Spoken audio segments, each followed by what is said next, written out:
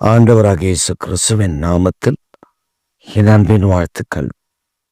இன்றைக்கு காலை தியானத்திற்காக நாம் தெரிந்து கொள்கிற வேத வசனம் யோவான் எழுதின சுவிசேஷம் 14ஆம் அதிகாரம் 14ஆம் திருவசனம். என் நாமத்தினாலே நீங்கள் எதை கேட்டாலும் அதை நான் செய்வேன். ஆண்டவராகிய இயேசு இந்த பூமியில் வாழ்ந்த நாட்களில் தம்முடைய சீஷர்களுக்கு ஒரு முக்கியமான காரியத்தை விளக்கி சொல்கிறார். அதுல நிறைய காரியங்கள் இந்த 14ஆம் அதிகாரத்தில் உள்ளடக்கி இருக்கிறது. குறிப்பா இந்த வேத வசனம் சொல்லுவதற்கு காரணம்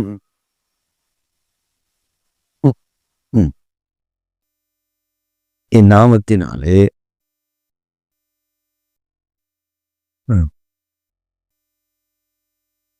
நீங்கள் எதை கேட்டாலும் அதை நான் செய்வேன் என்று சொல்லுவதற்கு காரணம், என் நாமத்தினால் நீங்கள் இதுவரை எதையும் கேட்கவில்லை, கேளுங்கள் அப்பொழுது உங்களுக்கு கொடுக்கப்படும். அப்ப ஆண்டவர் தம்முடைய சீஷர்களுக்கு எதை அவருடைய நாமத்தினால் கேட்க சொன்னார். இது ரொம்ப கவனமா நம்ம பயன்படுத்த வேண்டிய வார்த்தை. காரணம், சிலர் அந்த வார்த்தையை மட்டும் எடுத்துக்கொண்டு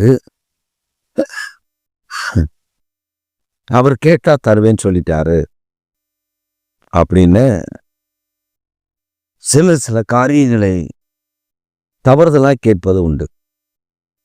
ஒரு சமயம் ஒரு டிவியில ஒரு பாடல், அந்த டிவி லோக்கல் டிவி. அதுல ரட்சிக்கப்பட்ட கர்த்தருடைய பிள்ளைகள் பாடின அந்த கிறிஸ்தவ பாடல்கள். அதுல சில கிறிஸ்தவ பாடல்கள் அந்த வாலிப பெண்கள் அப்படி சிலர் அந்த வீடியோவுக்காக அவர் நடந்து கையை நீட்டி காலை நீட்டி அப்படி பாடுவதை அவர்கள் எடுத்து படமாக்கியிருப்பார்கள். அப்போ ஒரு பாடல், அந்த பாடல்ல ஒரு பெண் பிள்ளை, அந்த பெண் பிள்ளை அந்த பாடல்ல ஆக்ஷன் பண்ணியிருப்பான். இந்த பாடல் அந்த டிவியில சில நேரங்களில் பொதுவாக பாடல் அந்த செட் இருக்கும். ஒரு ஒரு ஒரு ஒரு ஒரு வாக்குத்தத்த பாடல்கள்னா அது ஒரு குரூப் ஆஃப் பாட்டு இருக்கும். அப்படி அவர்கள் பல பாடல்களை மாறி மாறி அவர்கள் போடுவது உண்டு. அப்போ இந்த பாடல் அந்த டிவியில் ஒரு நாளைக்கு ஒரு தடவையோ அல்லது 2 நாளைக்கு ஒரு தடவையோ கண்டிப்பாக அந்த பாடல் அதில் வந்துடும். இந்த பாடலை பார்த்து கொண்டிருந்த ஒரு அந்நிய மனிதன், ஒரு அந்நியன், அதாவது ஆண்டவரை அறியாத ஒரு மனிதன். ஆனால் அவங்க பாட்டி ரட்சிக்கப்பட்டாங்க. அப்போ அவங்க பாட்டிக்கிட்ட இவன் அடிக்கடி கேட்பானா, அந்த பொண்ணுக்கு கல்யாணம் ஆயிருக்குமா, அது வாலிப பிள்ளை தானே அப்படின்னு. அவங்க பாட்டின்னு சொன்னாங்களாம், அதெல்லாம் கல்யாணம் ஆயிருக்காது தம்பி, இப்போ தானே அந்த பாட்டு வந்திருக்கு, அதனால் அந்த வாலிப பிள்ளை தான். சரி, அதை கல்யாணம் பண்ணால் நான் என்ன செய்யணும்? உடனே இந்த பாட்டி சொல்லியிருக்கு, நீ ஆண்டவர் சொல்லியிருக்காரு, அவர் நாமத்தில் கேட்டா தருவேன்னு. அதனால நீ ஏசப்பா இந்த பொண்ணு எனக்கு கல்யாணம் பண்ணி கொடுவேன்னு நீ கேளு. இப்படி ஒரு வாரம் நீ ஜெபம் பண்ணு. அதுக்கப்புறம் நான் அவங்க கிட்ட பேசுறேன். யார்கிட்ட? அந்த டிவி வைத்திருக்கிற அந்த ஓனர்ஸ் கிட்ட நான் பேசி இந்த பெண்ணுடைய அட்ரஸை வாங்கி நம்ம பொண்ணு கேட்க போவோம் அப்படின்னு பேரனுக்கு பாட்டி ஐடியா கொடுத்துருச்சு. அவன் ரட்சிக்கப்படாதவன். அவன் உடனே இதுக்காக ஒரு வாரம் அவன் போகும்போது, ஏசப்பா அந்த பொண்ணு எனக்கு தாங்க, ஏசப்பா அந்த பொண்ணு எனக்கு தாங்க, நீங்கள் தான் கேட்டால் தருவேன் நீங்களே. வசந்த வேற சொல்லு. இந்த அம்மா இந்த கிளவி சும்மா இல்லை, சொல்லு போன கிளவி எதையோ சொல்லி விட்டா. அவனும் கேட்குறான். ஒரு வாரம் ஆச்சு. உடனே ஒரு வாரம் கழித்து பாட்டிக்கிட்ட சொல்கிறேன், பாட்டி ஒரு வாரம் முடிஞ்சிச்சு, நீ என்ன கேட்குறியா நான் கேட்டுறேன் தம்பி அப்படின்ட்டு அந்த அம்மா அந்த ஸ்டேஷனுக்கு வந்தாங்க. டிவி ஸ்டேஷனுக்கு வந்துட்டு அப்படி அவங்கக்கிட்ட ஓடியெல்லாம் எப்படி அப்படின்னு பேசிட்டு, இந்த பாட்டு போடுவீங்கள்ல, ஆமாம் அதை போடுங்க பார்ப்போம் அப்படின்னு அவங்க சிஸ்டத்தில் அந்த பாடலை போட சொல்லி, தம்பி இந்த பொண்ணு தான் தம்பி, இந்த பொண்ணு கல்யாணம் ஆயிடுச்சா? அப்போ இவங்க சொல்லியிருக்காங்க, தெரியலம்மா, அவங்க ஏதோ ஒரு ஊரில் அவங்க அந்த பாட்டை எடுத்திருப்பாங்க, நமக்கு கேசட் கிடைச்ச சிடி தான் கிடைச்சிருக்கு, அதில் நம்ம பிரசுரப்படுத்துகிறோம், டெலிகாஸ்ட் பண்ணுறோம். இல்லை தம்பி, அந்த பொண்ணு கல்யாணம் ஆயிடுச்சுன்னு கொஞ்சம் விசாரித்து சொல்லுங்கள். என் பேரன் அந்த பொண்ணு மேலே அவ்வளோ ஆசைப்படுறான், உடனே கல்யாணம் பண்ணி வச்சிடணும். அதெல்லாம் ஒன்றும் பிரச்சனை இல்லை, எவ்வளோ செலவாலும் நம்ம பார்த்துக்கலாம், நீங்கள் பாருங்கள் அப்படின்னு சொல்லி அந்த பாட்டி சொன்னோடனே இவனுக்கு சிரிச்சிருக்காங்க. ஏன்னு கேட்டிருக்குது அந்த பாட்டி. அப்போ இவங்க சொல்லியிருக்காங்க, ஏம்மா அந்த பாட்டு முடியும் போது அந்த பாட்டுடைய டிஸ்கிரிப்ஷன் வரும்பார், பின்னாடி பாடல் பாடியவர், இசை வாசித்தவர் அப்படின்னு வரும்பார், அதை பாரு நீ முதல்ல. அப்புறம் அதை பார்த்தா அந்த பொண்ணுக்கு கல்யாணம் ஆகி குழந்தை இருக்கு. இது பேரெல்லாம் படிக்கல, அதுல அந்த பொண்ணுடைய வீட்டுக்காரன் இசை வாசிச்சிருக்கார். இது பேரங்கிட்ட போய் சொன்னா என்ன பண்ணும்? அவங்க பேரன் உதைக்க மாட்டான். நீ இந்த வசனம் எல்லாம் சொன்னீங்க அப்படின்னு கேட்க மாட்டான்.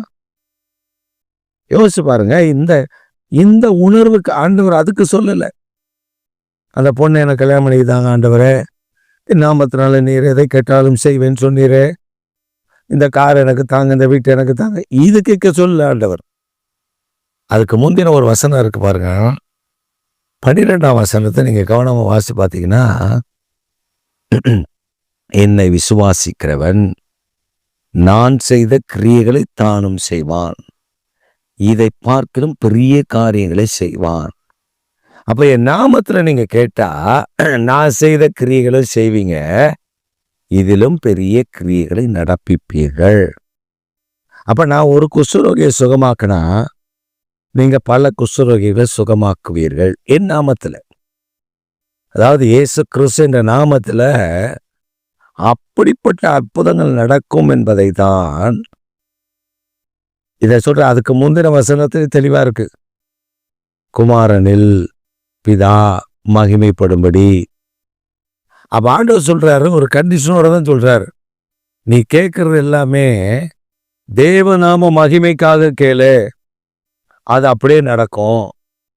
அப்ப நாம என்ன யோசிக்கிறோம்? வசனத்தை மாத்திரம் எடுத்துக்கொள்ளுகிறோம், ஆனா அந்த வசனத்தினுடைய முழுமையான அர்த்தத்தை தெரியாமல், அந்த வசனத்தை புரிதல் இல்லாமல் நம்ம என்னத்தை கேட்கிறோம். அப்படி பல நேரங்களில் பல சம்பவங்கள் நடந்த காரியங்கள் எனக்கு தெரியும். மறைந்த பெரிய ஊழியக்காரர் பாலேங்கச்சோ என்று சொல்லுகிற அந்த தேவ மனிதன், அவருடைய சபையில இப்படி விசுவாசத்தை குறித்து அவர் பேசுவார். அப்ப அவருடைய விசுவாசத்தை குறித்து அவர் பேசும்பொழுது அந்த விசுவாசத்துல இவர் சொல்லியிருக்காரு, நான் ஜெபம் பண்ணேன், ஆண்டவரே எங்க வீட்டில் இந்த மாதிரி வெண் தேக்கில் ஒரு டைனிங் டேபிள் வேணும் அப்படின்னு நான் ஜெபம் பண்ணேன். ஒரு இடத்துல பார்த்தேன், ரொம்ப அழகாக இருந்தது, அது எங்கள் வீட்டில் இருந்தால் நல்லா இருக்குமேன்னு சொல்லி நான் ஆண்டவர்கிட்ட ஜெபம் பண்ணும்போது ஜெபம் பண்ணேன். அப்போ எனக்கு ஒரு 6 மாதம் கழிச்சு ஜெபம் பண்ணிட்டு அதிலே நிற்கலை. எனக்கு வெண்தேக்கெல்லாம் சொல்ல, ஒரு ஜெபம் பண்ணிட்டு நான் அதை பார்த்தேன், நல்லா இருந்தது, அதெல்லாம் நம்மளால் வாங்க முடியாது, வாங்கிறதுக்கான வருமானம் கிடையாது, அதான் ஆண்டவர்கிட்ட சொல்லுவோம், அவர் வாங்கி கொடுத்தா பார்ப்போம்னு சொல்லிட்டு நான் சொல்லிட்டேன்.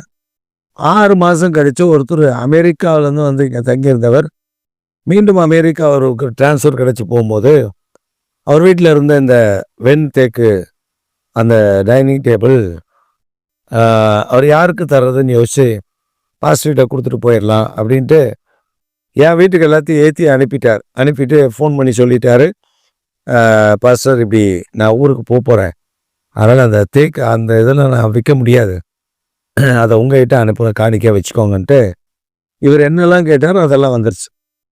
இதை சபையில் சாட்சியாக சொன்னார் பார்த்தீங்களா.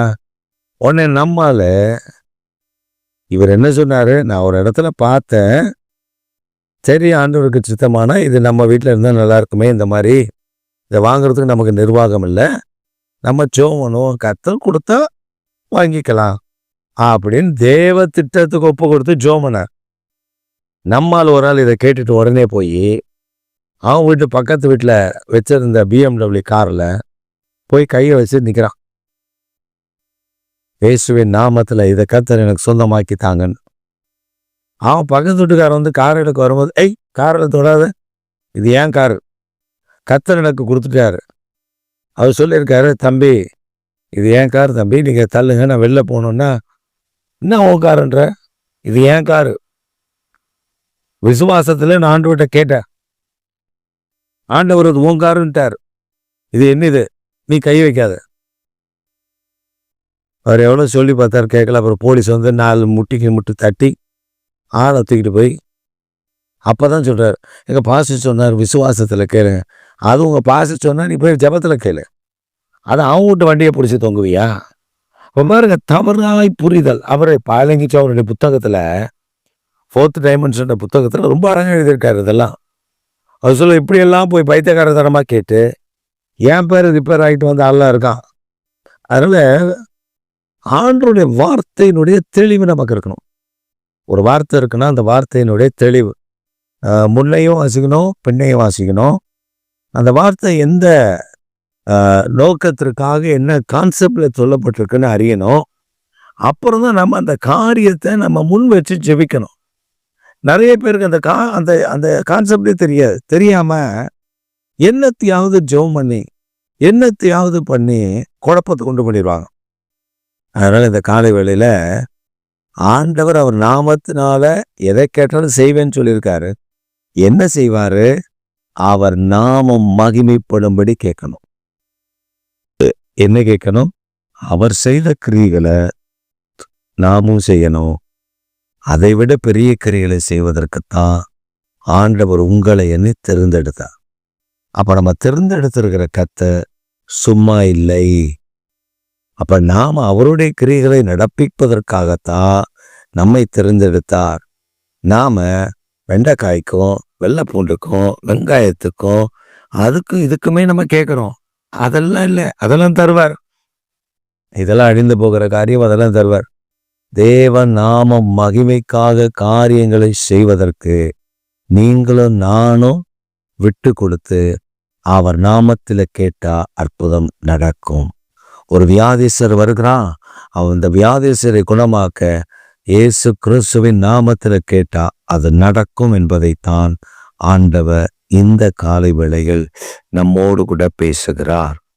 நாம் அதனால ஆண்டவருடைய நாமத்தினாலே நம்மை உண்மையாய் அவரிடத்துல கேட்கும் பொழுது கர்த்தர் அற்புதங்களை செய்வார். பிசாசு போகலையா, ஜெபம் பண்ணும்போது ஆவியானவர் அங்கே கிரியை செய்து அதனுடைய வல்லமைகளை முறியடித்து ஒரு வெற்றியை தருவார். வியாதி சுகமடைய, பிசாசு போக, கர்த்தர் பல தீமையான காரியங்கள் இந்த விளக்க, மாந்திரிகத்திலிருந்து விடுதலை பெற, இப்படி பல காரியத்துல நமக்கு உதவி செய்வதற்குத்தான் இயேசுவின் நாமம் அருளப்பட்டிருக்கிறது. இயேசுவின் நாமத்தை, இயேசு கிறிஸ்துவின் நாமத்தை நாம வீணிலே வழங்குகிறவளா இல்லாதபடி ஜாக்கிரதை உள்ளவளா இருக்கும்படி கர்த்தர் எதிர்பார்க்கிறார். நாமும் ஜாக்கிரதையோடு பயன்படுத்துவோம், அற்புதங்களை காண்போம். ஆமேன், ஆமேன்.